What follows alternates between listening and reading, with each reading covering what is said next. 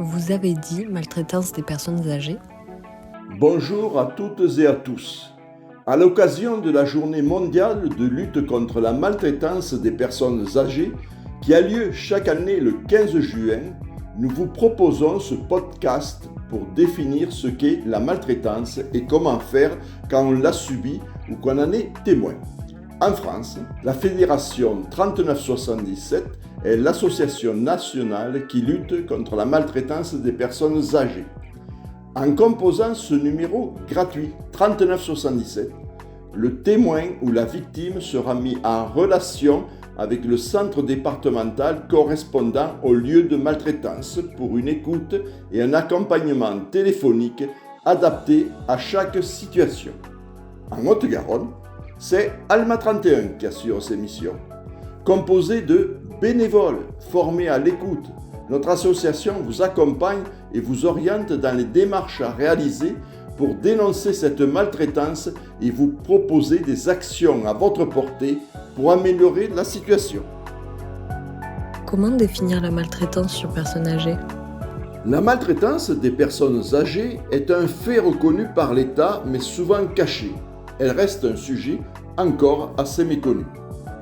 Mieux cerner cette problématique permet de mieux y répondre en proposant une prise en charge adéquate et des actions préventives appropriées.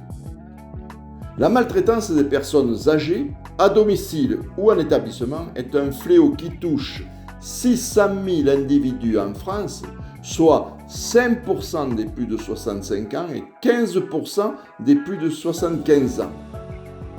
Il y a maltraitance lorsqu'il y a une atteinte répétitive à l'intégrité de la personne âgée et qu'elle intervient dans une relation de confiance.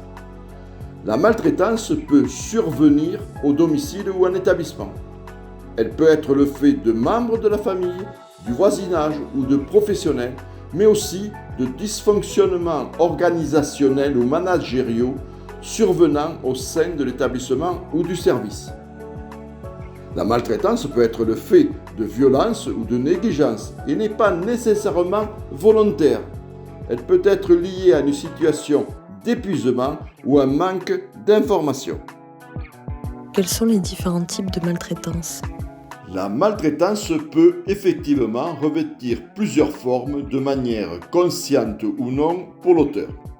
Les différents types de maltraitance que l'on distingue sont les suivantes. Les maltraitances psychologiques qui se traduisent par une dévalorisation de la personne, des insultes, des menaces, une culpabilisation, des humiliations, du harcèlement. Les maltraitances physiques avec des coups, des gestes, mais aussi des soins brutaux, des contentions non prescrites. Les maltraitances sexuelles, notamment les viols, les agressions et les atteintes sexuelles. Les maltraitances financières et matérielles comme les vols, les fraudes, les rackets, les procurations abusives, les escroqueries. Les maltraitances médicales ou médicamenteuses avec excès ou privation de médicaments, privation de soins, douleurs non prises en charge, abus de sédatifs. Les maltraitances civiques lors de la limitation des contacts avec l'extérieur, la mise sous tutelle abusive. Les maltraitances passives, comme le manque de prise en compte des besoins sans intention de nuire, manque de confort, d'aide pour le lever et le coucher, la toilette, l'habillage, la marche, manque de sortie et d'occupation.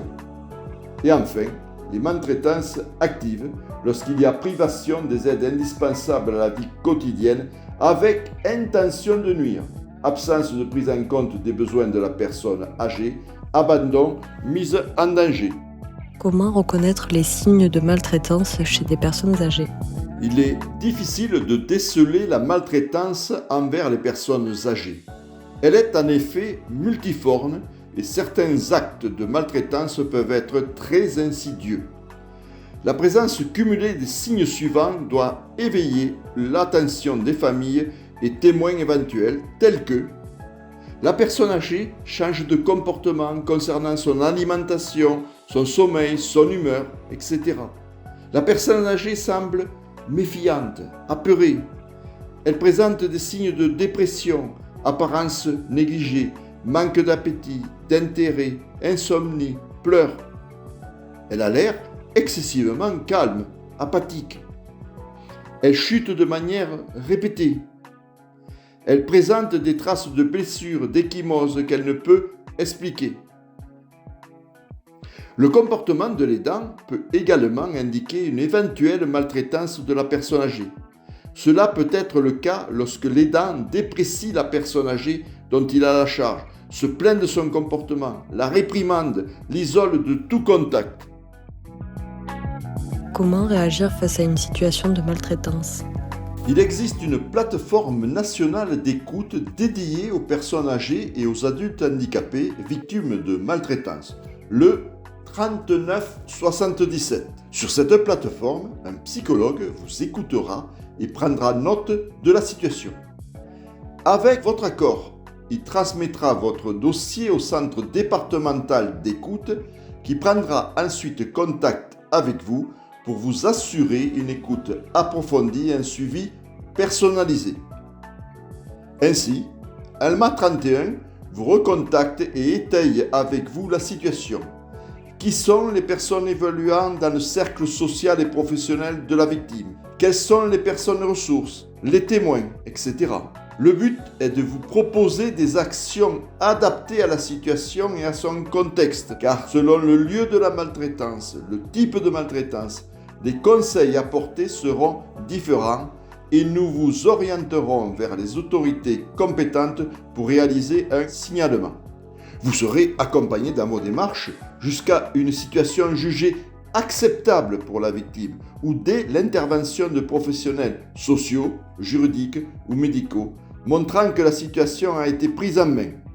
Pour toute situation urgente, il faut plutôt contacter directement la police ou les secours. L'association n'étant pas en mesure d'agir dans l'urgence, puisque composée de bénévoles et uniquement de soutien et accompagnement téléphonique. Comment peut-on accompagner la personne victime de maltraitance ? Vous avez identifié les signes cités précédemment et souhaitez aider la personne, mais peut-être que celle-ci n'est pas prête à en parler ou n'en est pas consciente. Montrez-vous à l'écoute, sans jugement et disponible pour elle. Tout d'abord, prenez le temps de l'écouter. La victime de maltraitance psychologique ou physique peut prendre un certain temps avant de raconter son histoire. Il est important d'être patient et de l'écouter, sans juger. Assurez la personne de votre confiance. Si possible, entamez la conversation dans un endroit sûr et confortable où vous pourrez parler. Restez calme et prenez le temps d'écouter. Ne réagissez pas de manière excessive à ce que la personne vous dit. Cela pourrait l'empêcher de partager son expérience. Ensuite, prenez son témoignage très au sérieux. Les gens inventent rarement des histoires de maltraitance. Ne rejetez pas et n'essayez pas de minimiser ce que la personne âgée vous confie. Sa souffrance est la sienne. Elle vous l'exprimera de la manière dont elle a vécu.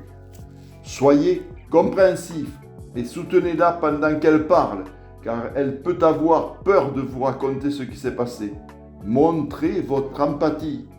Dites-lui qu'il lui a fallu du courage pour vous parler de la maltraitance qu'elle subit. Ne blâmez jamais la victime. La personne âgée peut aussi avoir honte de se sentir coupable et responsable de ce qui lui arrive. Rassurez-la. Aucune atteinte sexuelle, maltraitance physique, financière ou autre n'est de sa faute. Elle n'a rien fait de mal. Si elle a fait l'objet de menaces en cas de divulgation, vous aurez besoin de la rassurer sur la protection qu'elle peut recevoir de votre part ou de celle des autorités. Demandez de l'aide. La personne âgée peut avoir besoin d'une aide familiale, de professionnels, psychologues, services médicaux, conseillers juridiques pouvant lui apporter un soutien. Aidez-la à trouver les coordonnées des ressources adaptées à sa situation et à ses préférences. Parlez-lui du 3977, d'Alma et de l'aide et soutien que nous pouvons lui apporter. Et Alma 31 en quelques mots. Alma 31 est composé d'une dizaine de bénévoles formés à l'écoute et sensibilisés au bien-être des personnes âgées et adultes en situation de handicap et qui sauront vous écouter, vous proposer des conseils et vous accompagner dans vos démarches. Les permanences ont lieu le mercredi matin et tous les 2 mercredis soirs, chaque dossier fait l'objet d'une concertation avec l'équipe de bénévoles lors de réunions pluridisciplinaires.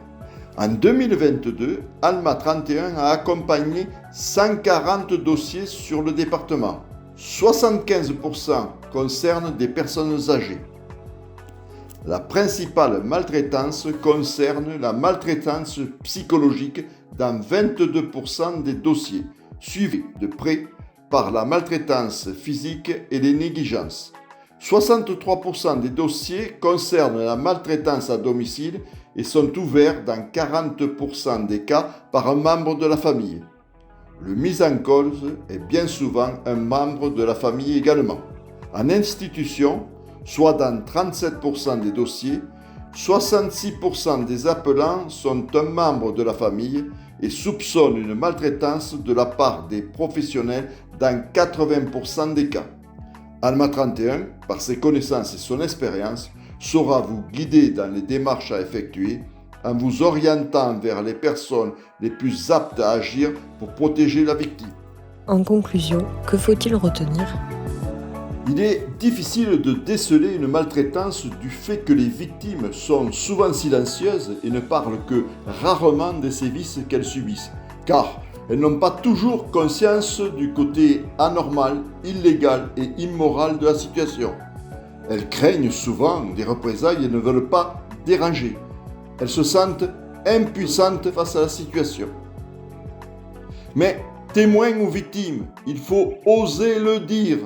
C'est pourquoi il ne faut pas hésiter à composer le 3977 pour relater ce que vous avez constaté ou ce que vous vivez. Merci bien pour votre écoute.